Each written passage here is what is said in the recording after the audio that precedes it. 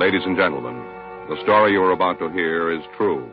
The names have been changed to protect the innocent.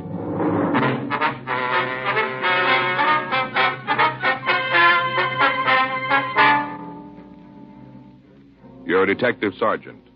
You're assigned a robbery detail. You get a call from an officer in another division. He's come across some information about a robbery. Your job? Check it out.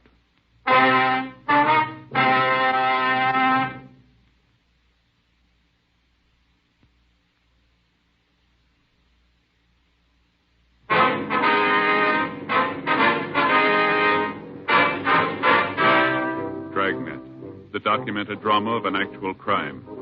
For the next 30 minutes, in cooperation with the Los Angeles Police Department, you will travel step by step on the side of the law through an actual case transcribed from official police files. From beginning to end, from crime to punishment, Dragnet is the story of your police force in action. It was Wednesday, May 18th. It was hot in Los Angeles. We were working the day watch out of robbery detail. My partner's Frank Smith. The boss is Chief of Detectives Thad Brown. My name's Friday. We were on our way down from the office, and it was 10:47 a.m. when we got to the R&I counter. Coke machine. I don't see him. No? That's quite a gadget, huh, Joe? What? A machine here. Real piece of work. Sure is. Here you are. Thank you. You stop and figure, Joe. All the wires in there, levers. Must be a couple hundred wheels. Yeah. Johnny say why he wanted to see us? Mm-mm. Yes, sir. There must be 4 or 5 miles of wire in that thing. Yeah, at least. Why do you think he did it, Joe? What? Invent the machine. I don't know. Maybe he just liked to invent things. No, I don't think that's it. What's your idea? Well, a guy'd have to spend a lot of time to build something like this. Maybe a couple of years. Yeah? Figure now a person just has to step up, put a coin in, cup drops down, syrup pours in, seltzer, way it's all measured out. Yeah, a guy'd have to spend a lot of time on that. Yeah, I guess so. Sure. Got to be a good reason for thinking it up. Well, what's your idea? I don't think you could find a bottle opener. Yeah, sure. Joe? Frank? Hi, John. Oh, hi, John. Sorry I'm late. I got a call on my way out. No trouble. What do you got? Picked up a kid day before yesterday, carrying a can full of grass. Mm-hmm. Pretty rough kid when we tagged him. Wouldn't give us the time of day. How old is he? 17, just under the line. Uh-huh. We got to talking to him last night, started to relax. Guess he knew he was in trouble. Yeah. One thing led to another, and the kid ended up talking pretty good. What did he give you? Rumbled about his brother. Got big plans. Yeah. And a knock over a loan company.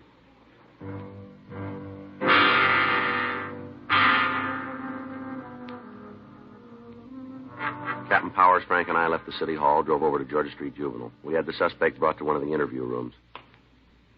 All right, sit down, Homer. Homer, this is Sergeant Friday and Officer Smith. They want to talk to you. Joe, Frank, it's Homer Rankin. Oh, yeah. Hi, Sam. What do you want? Well, I told them what you said about your brother, Homer. They'd like to go over it with you. That's a lousy deal.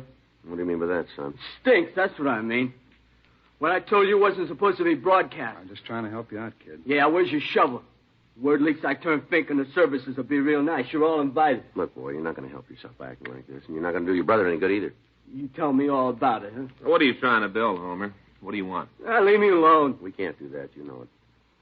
Try. Look, Homer, you're in trouble. Why make it any worse, huh? You got me for possession, that's all. You ain't going to make any more out of it. All right, let's go. Come on, kid. Where to now? The basement for the rubber hose, huh? Going back to your cell. Good. I didn't sleep good last night. Maybe I can get some sack time. You better do it while you can. What's that supposed to mean? By the time the court gets through with you, you're not going to feel like sleeping, I'm afraid. What do you do? Hmm? Where you work? What's your job around? Robbery. Big guys, huh? No. Sure, I heard about you fellas. Big-time operators. Guess I should feel pretty good you come to see me. How do you figure that? Well, you don't waste your time on small-time stuff. Well, you better take another look. Huh? We did this morning.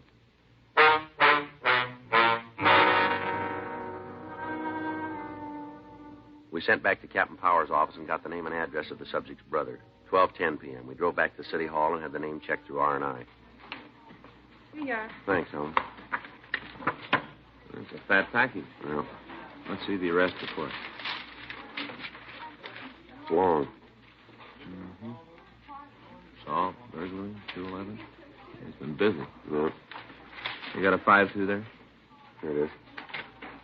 Who's he listed as the next of kin? White, Paula Rankin, 101st Street address. Better talk to him. No, You think the kid told Powers the truth? I don't know. Maybe just wanted to sound big. It's possible. Brother sure fits, though. Mm-hmm. Guy's been lucky. What do you mean? Well, all the arrests, he's never stood a conviction. Let's see if we can change that.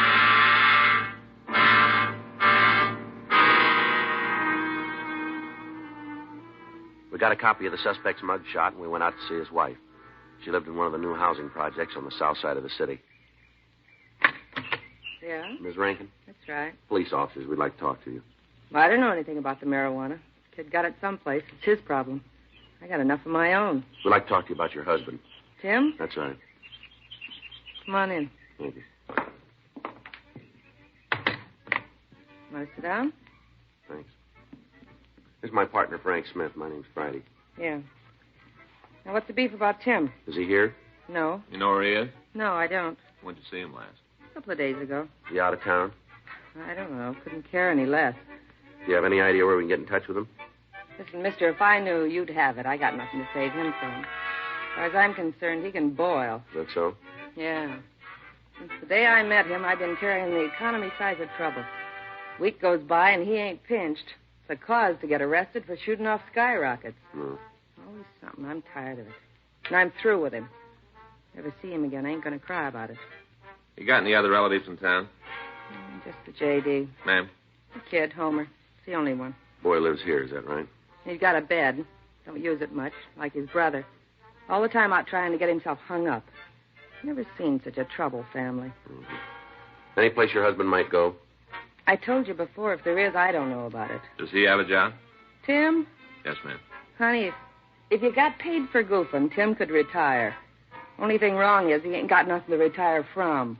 He doesn't have a job. That's the general idea, yeah. Where's he spend his time? Ain't around here. Well, where, do you know? I don't know. Guess it'd be the hot dog stand. A couple of times when I needed some money, I caught up with him there. Where's the place? Down on 114th, a couple of blocks over. You can't miss it. It's one of those all-night places. Your husband have any close friends? And what do you mean, close? Well, people he spend time with. Yeah, a couple of guys fit that. You know their names? No. You ever seen them? Yeah. One of them was here once. I saw him. Can you give us a name? No, I don't remember. Me and Tim had a beef about it. I came home and found him and this bum crocked on beer. Had a beef about it and ended up with both of them leaving. Can you describe the man for us? He's a man. Got a head, 2 arms, 2 legs. That's all you can tell us? Yeah. All right. Thanks for the time. Don't worry about it. It's free. Mm-hmm. I'm going to leave you a card. If you hear from your husband, we'd appreciate a call. Sure. Well, don't hold your breath. Isn't likely he'll come back this time. All right. Can you tell me what it's about? It's a police matter. It'd be better if we talked to him personally. Can I get you anything? Drink, maybe? No, thanks. No, thanks. Too bad. Sometime when you're in the neighborhood, you know, not working, drop in. I'll pour you a drink. Yeah, sure. No, I mean it. Girl gets lonely just sitting by herself. The company'd be nice. Mm-hmm. You're not married, are you? No, ma'am. That's nice. You drop by now. Anytime. You bet. Thanks again. Goodbye, Miss Rankin. Bye. Hey, Joe. Just do me a favor, will you? Well, sure, old buddy. What is it? Be quiet.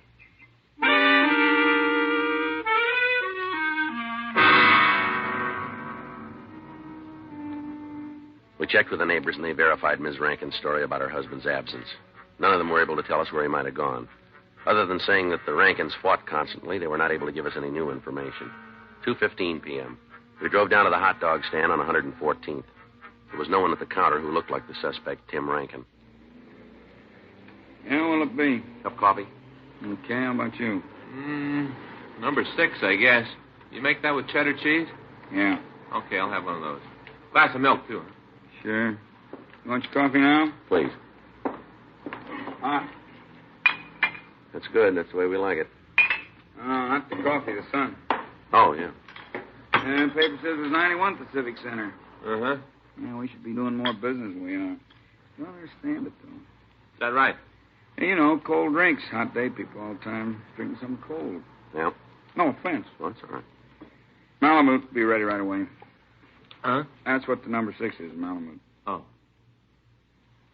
You seen Tim Rankin around this morning? Yeah, he was in about 10. You guys friends of his? We'd like to talk to him. We came in, had a cup of coffee with Shelley. 2 of them left, I guess, about 10:30. Who was he with, you know? Shelley, Shelley Mitchell. Oh, yeah. Big buddies all the time together. You know where they went? No, I don't know, maybe over Shelley's. Does he live around here? Yeah, he's got a pad a couple blocks over. Hey, your dog ought to be ready.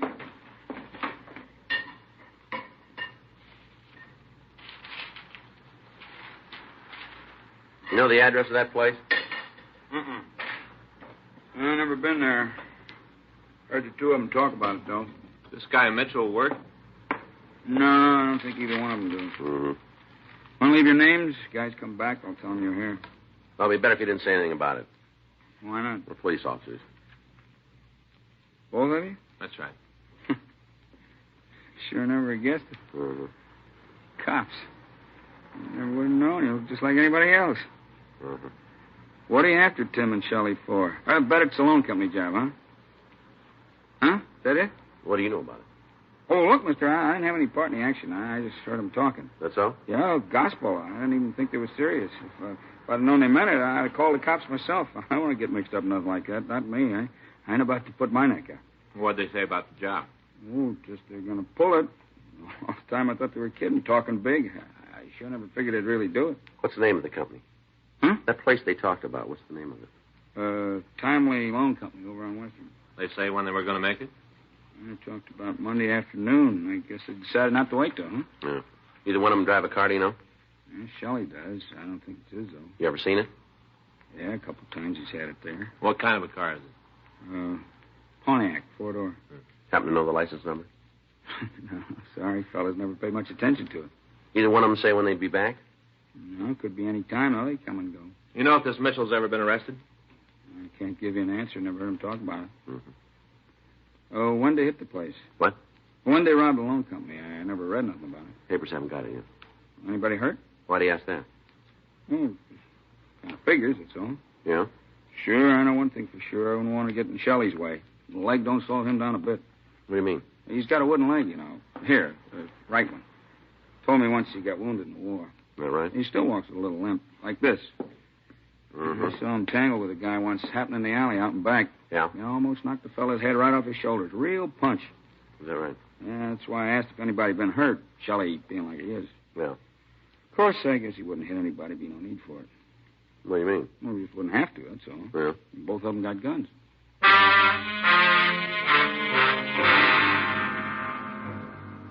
Frank and I arranged for a stakeout on the hot dog stand, then we went back to City Hall and ran the name Shelley Mitchell and his description through R&I. We came up with a possible that looked good.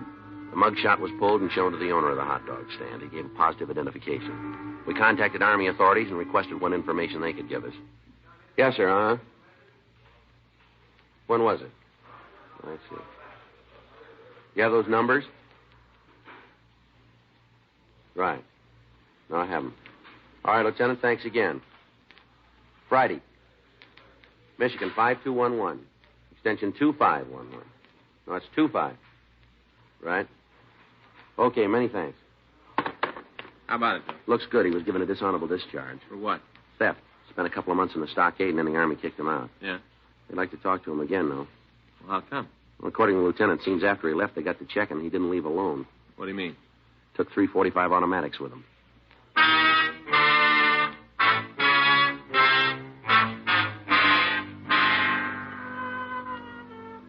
An immediate check was made at the last place listed in Mitchell's package, but he'd moved and left no forwarding address.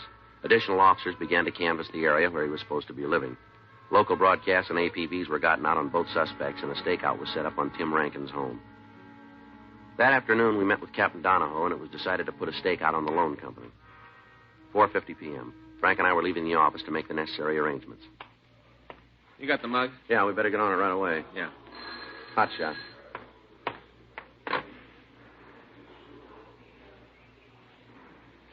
We missed it. Huh? Timely Loan Company. Yeah. It was just held up.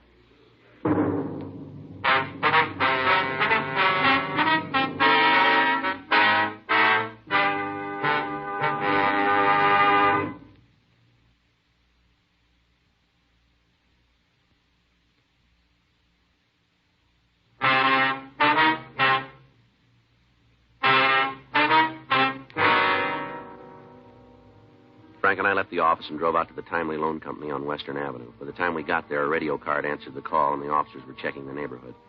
A broadcast had already been gotten out carrying their description. Frank and I talked with the manager, a Mr. Richard Conover. Is there anything we can do for you, sir? No. Why don't you take a look at some pictures and see if you can recognize the holdup man? I have to? Well, it'll help us. All right. Here they are, sir. No, they're not here. You sure?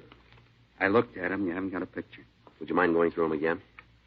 I'll be honest with you. I'd like to see you get the two men, but the money's insured. I'm not going to put my family on the block for it. I don't think I understand. It's just that I believe them, that's all. What do you mean? On the way out, they told me, said if I helped the police, they'd find out and make me sorry for it. Yeah. Said they'd get my family.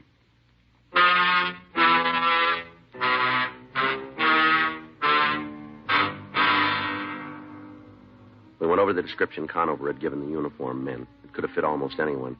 The crime lab came out and went over the offices of the loan company. They found nothing that would aid us. The people in the immediate vicinity were interviewed. None of them were able to give us a good description of the suspects. The victim, Richard Conover, was taken to the city hall where Frank and I talked to him for over an hour. 8:14 p.m. Mr. Conover, we need your help. If we don't have it, our job's going to be 5 times as hard. I've told you I'm not going to put my family in jeopardy.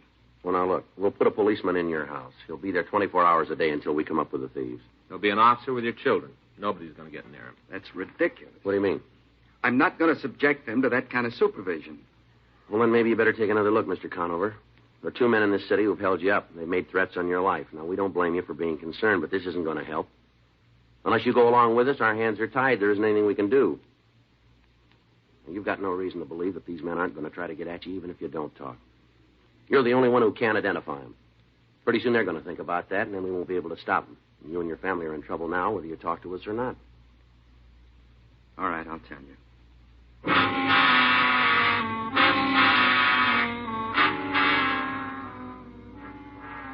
The suspects were positively identified as Timothy Rankin and Shelley Mitchell. Additional bulletins were gotten out on the 2 men, and the search for them was intensified. Officers were dispatched to Conover's home in the event that the 2 thieves tried to make good their threat. Rankin's brother was re-questioned at Georgia Street Juvenile, but either he couldn't or else he wouldn't aid us in apprehending the suspect. 11:30 that night, Frank and I were ready to leave the office. You sign the log, Joe? Yeah, let's go. I get it. Robbery Friday. Hello? Robbery Friday. Oh, yeah, Benson. Wait a minute. Give me that again, will you? Be right out. Benson and Stromwell. Yeah? They found the suspects.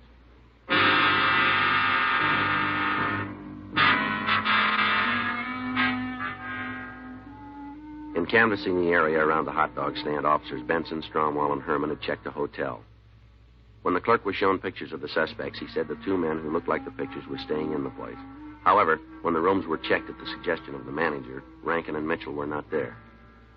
They staked out the room, and we were called. When Frank and I arrived, we took up our positions in the room while the other officers covered the entrances to the hotel. 4:15 a.m. We waited. What time you got? Wait a minute. Kind of hard to see without a light. 4:30. Well, the hats did a good job. Yeah, like finding a needle. Mm-hmm. You heard how Herman's coming with the books? I was talking to him the other day. Said he doesn't think he's ever going to make a lawyer. I guess it's rough with the hours he's got. Yeah, it works out, though. What do you mean? He told me that when he and Stromwell got a stakeout together, they'd ask each other questions. You know, try to study that way. Yeah, that's a hard way to do it. Yeah. Right. Yeah.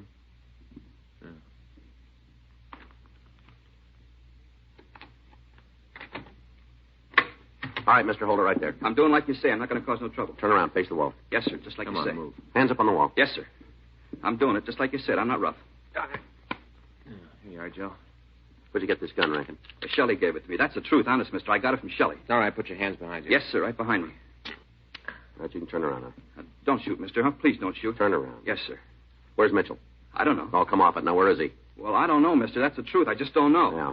Well, look, if I did, I'd tell you. Honest, I would. When'd you see him last? A couple hours ago. Where? A coffee place on Vermont, sir. Is he still there? I don't know. What was he doing? He was talking to another fella. Who? A guy named Randolph Bennett, sir. I'm not sure that's his real name, though. Is he coming back? No, sir. He doesn't live here. Clerk says he does. Well, who are you talking about? Mitchell. Oh, I meant Bennett. He doesn't live here. Mitchell does, but Bennett doesn't. Mm-hmm. Now, how about an answer? Well, I'm sorry, sir. I don't know what you're talking about. Mitchell, is he coming back? Well, I don't think so. Why do you say that? Well, we had a fight. I don't think he'll be back, sir. What'd you fight about? Well, it's something he wanted me to do. I didn't want any part of it. What was it? Well, he said if I didn't go along with him and Bennett, they'd kill me, and I didn't like the deal. What deal? Well, him and Bennett, they got a caper planned. I was supposed to go with them, but I didn't want to, sir. Honest, that's the truth. I really didn't want to. Yeah. You see, I was supposed to steal a car for him to use, and the more I thought about it, I didn't want to get in any more trouble than I am now. The two of you hit the loan company this afternoon?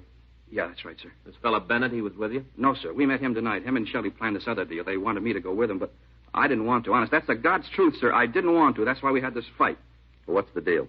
Well, they figured to start out about 9 in the morning. Shelley's got it all figured. They say they can hit about 8 places, and the two of them are going to leave town. What are you talking about? Well, this deal, they're going to rob some loan companies. What about this fella Bennett? You know him? No, sir. He's a friend of Shelley's. They've known each other, though, for a long time. Where's he from? Oh, back east someplace. I'm not sure where. I just know the cops are after him, though. Why? Well, he broke out of jail while he was waiting to be tried. What was the charge? Kidnapping and murder.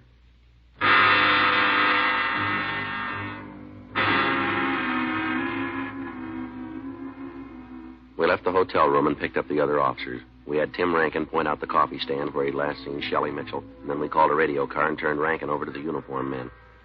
While Benson, Stromwall, and Herman covered the rear entrances of the place, Frank and I went in the front door. There they are, Joe. Halfway down. Yeah, let's go. Oh, I should have known you guys always talk big when it comes to doing something back down. A lot of fun kids around like that. We don't have to take... Yeah? You guys got a license to listen? Shelley Mitchell?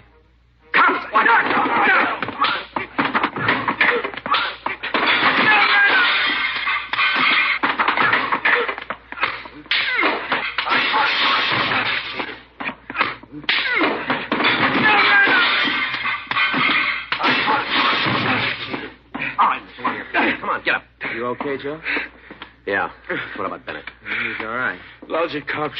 Lousy, rotten cops. Turn around. Give me your cuffs, will you, Joe? Here. Come on, turn around. I'll take care of Bennett. All right, Mitchell, turn around. All a stick of deals. All right, come on, move. How'd you get to me? Don't you worry about that. Rottenest, lousiest deal I ever heard of. Where'd you get this gun? I bought it. From the government, huh? Well, that's none of your business. All right, we'll go your way. Lousy 12 hours. 12 more hours you'd have missed us. This afternoon we'd have been on the way. You'd have never found us. Yeah, you really believe that, don't you? Oh, sure. We'd have gotten a start. You'd have been dead. Looking all around. Never found us. Yeah, just like now.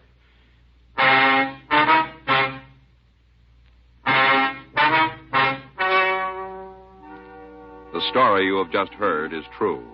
The names were changed to protect the innocent. On September 16th, trial was held in Department 92, Superior Court of the State of California, in and for the County of Los Angeles. In a moment, the results of that trial.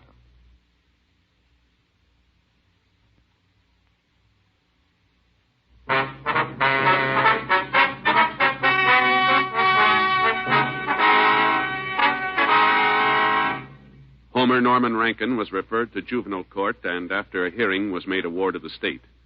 Timothy Alfred Rankin and Shelley Vincent Mitchell were tried and convicted of robbery in the first degree, 1 count. They received sentence as prescribed by law. Robbery in the first degree is punishable by imprisonment in the state penitentiary for a period of not less than 5 years. Randolph Bennett, alias James Virgil Nicholson, was held for New Jersey authorities to answer charges of murder, kidnapping, and escape.